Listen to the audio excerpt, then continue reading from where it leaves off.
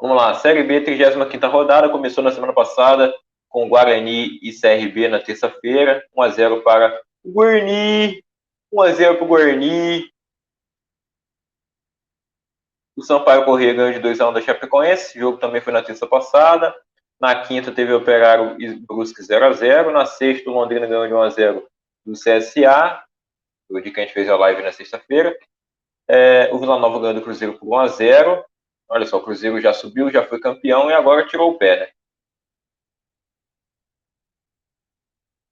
E o Vila Nova, que ficou um bom tempo na zona de rebaixamento para a Série C, agora está tranquilo, não vai cair mais, mas também não vai subir.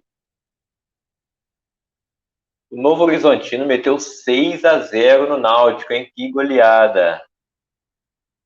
E aí o Novo Horizontino dá uma respirada, né? Abriu ali 4 pontos de vantagem para o CSA e o Náutico se afundou de vez na lanterna do campeonato. Já podemos decretar o rebaixamento do Náutico para a Série C. Ele pode chegar até 39 pontos, que é a pontuação do Chapecoense, mas ainda vai ter que tirar um saldo de gols absurdo. Não vai conseguir. São 3 jogos que faltam. Ele pode chegar a 39, mas não vai conseguir tirar esse saldo. Já tomou 6 só nesse jogo. Você acha que o Náutico vai fazer gol? E não vai levar.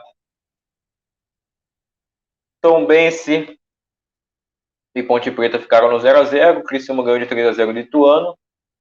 E Sport e Vasco empataram em 1-1. O Sport foi bem melhor no jogo. Merecia a vitória. Mas teve o pênalti lá no final, na reta final do jogo. Na reta final, mas ainda ali aos 40 minutos do segundo tempo. Não sei nem se chegou a ter 40, estava com 39 ainda. Aí aquela demora para ver se foi pênalti ou não. O juiz a princípio não ia dar, né? Foi o Rafael Claus que apitou o jogo. O Rafael Claus que vai para a Copa do Mundo do Catar. É um dos representantes brasileiros lá na arbitragem. Ele e o Wilton Pereira Sampaio que vai apitar a final da Copa do Brasil quarta-feira entre Flamengo e Corinthians. E o Klaus não marcaria o pênalti. Olhando assim uma vez só, você realmente acha que é um lance difícil, né? No VAR deu para ver que a bola já tinha saído e que o goleiro pegou só o Alex Teixeira. Pênalti bem marcado, mas aquela demora, né, para ele decidir no VAR. Teve o pênalti, e eu fiquei assim pensando, quem vai bater esse pênalti? O Nenê tinha saído já, ele é o batedor oficial, e o Nenê mesmo já deu umas pipocadas. Se o Nenê já pipocou, imagina quem for bater, né? Vai ser o Alex Teixeira, eu acho, né? Ele que sofreu o pênalti, ele é experiente, decidiu um jogo recentemente, né? Que foi a virada do Vasco depois de 2 anos sem virar um jogo.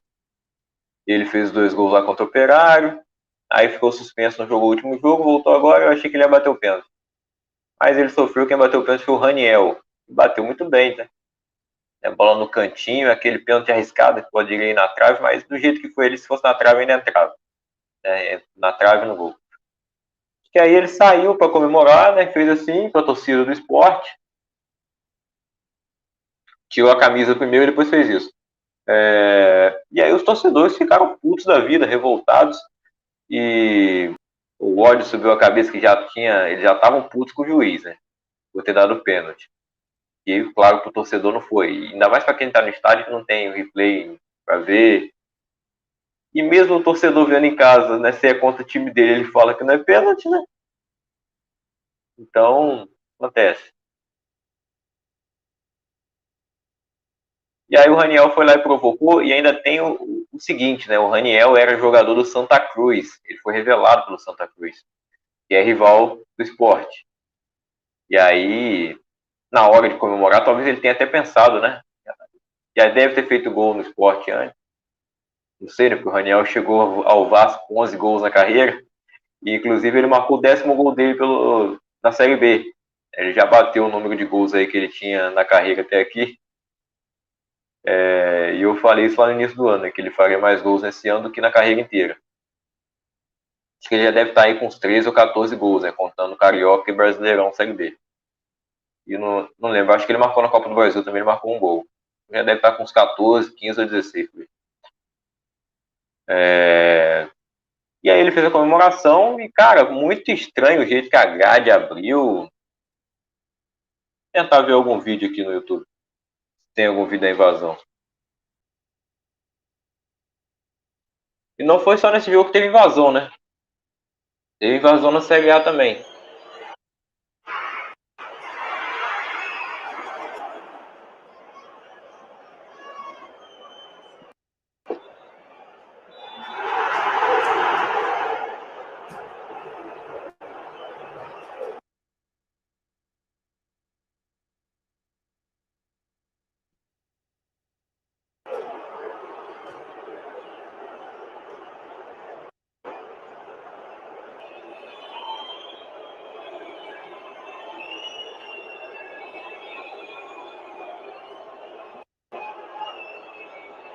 Aí o pênalti batido pelo Raniel, né? E aí. Vê que ele sai correndo pra lá e a torcida do Vasco tá justamente do outro lado, né? Mas ele sai, dá a volta e vai comemorar na torcida do Sport, que tá jogando em casa, né? E obviamente a grande massa, né? A maioria no estádio. A torcida do Vasco tinha 1000 e poucos torcedores lá. E aí começa, ó. Tacando copo, lata de cerveja. Os caras jogaram uma pedra gigante, mano. Não sei.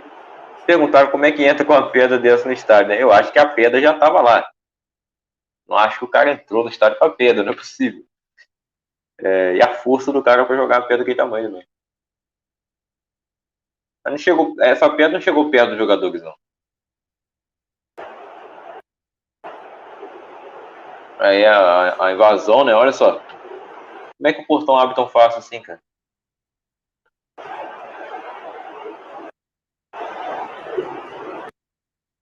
Aliás, esse fica até dúvida porque é que tem um portão ali. Vê que tem uma saída ali que parece ser de ambulância, né? Ambulância besta!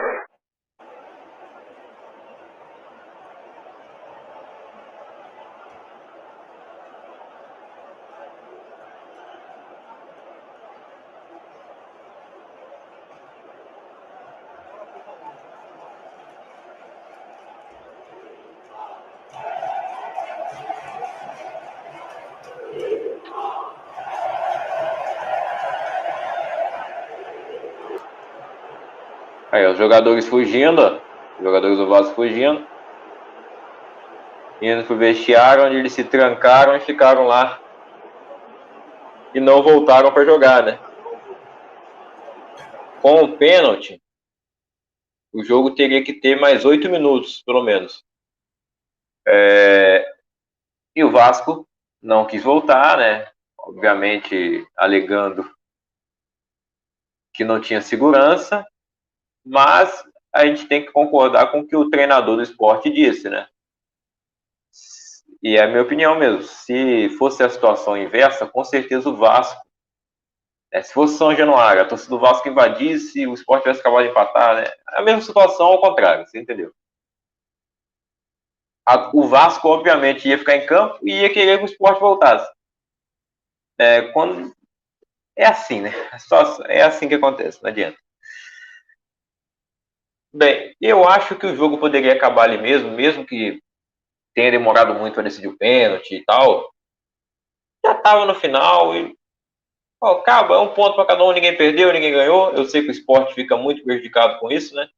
Até porque ele estava melhor no jogo e, sinceramente, acho que se tivesse mais 8 minutos, era capaz deles voltarem à frente do placar. Mas eu acho que a melhor decisão foi encerrar o jogo mesmo. Só que não precisava demorar tanto. Eu acho que o juiz já deveria ter tomado a decisão ali logo. O juiz ficou um tempão em campo ali, o Klaus. Aí ele vai pro vestiário conversar com o time do Vasco, aparentemente para chamar eles para voltar, mas o próprio juiz depois alega que não tem segurança. Para ele, né? Preocupado com a própria segurança dele. E realmente, né? Ele já estava sendo hostilizado por ter marcado o pênalti, que é normal, depois que invadiram o campo. Mais para pegar o Raniel, né? Mas também podia acabar sobrando pro Klaus.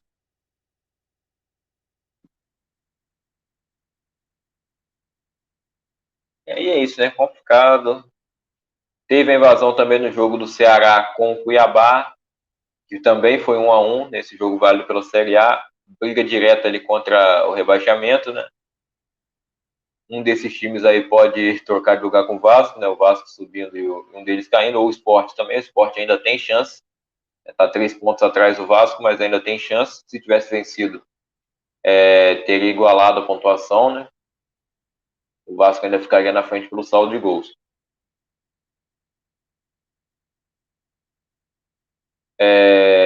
Vamos voltando com a tabela aqui, porque o outro jogo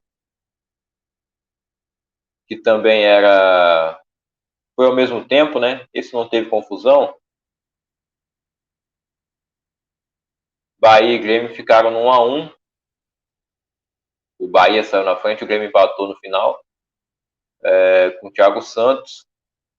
Um resultado que o Sport também acho que não foi muito bom, né? Porque o Sport era melhor que o Grêmio vencesse. Que aí o Bahia não somaria ponto. Até pro Vasco também seria bom.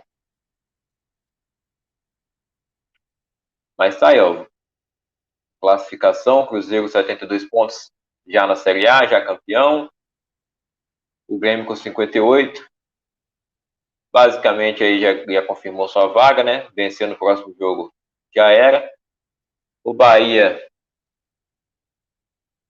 mesma coisa do Grêmio praticamente, ele precisa vencer, só que se ele empatar ou perder, né, complica mais a sua situação. O Vasco vai jogar as próximas 2 partidas em casa, então tem grande chance de subir. E o Sport, né, fica mais difícil, bem mais difícil. Sampaio Corrêa está ali com 52 também, ainda tem uma chance mínima, assim como o Criciúma e até mesmo o Ituano. E até o Londrina, faltam 3 jogos, ele pode fazer até 59 pontos. Mas depende dos times que estão na frente terem resultados adversos. É difícil. Agora daqui para baixo, né, CRB, Ponte Preta, Vila Nova vão ficar aí na Série B, Guarani e Tombense também, né? E para cair para a Série C a gente tem, né, Guarani e Tombense ainda podem, né? E até mesmo o próprio Vila Nova e Ponte Preta. É muito equilibrada a Série B, né, cara? É nivelado por baixo. Não tem jeito. Mas a briga mesmo para cair para a Série C vai ser entre CSA, Chapecoense e Novo Horizontino. Esses 3 aí que vão brigar pela última vaga ali, né? E acho que ela vai ficar com o CSA mesmo, né? Espero que a Chape não caia para a Série C.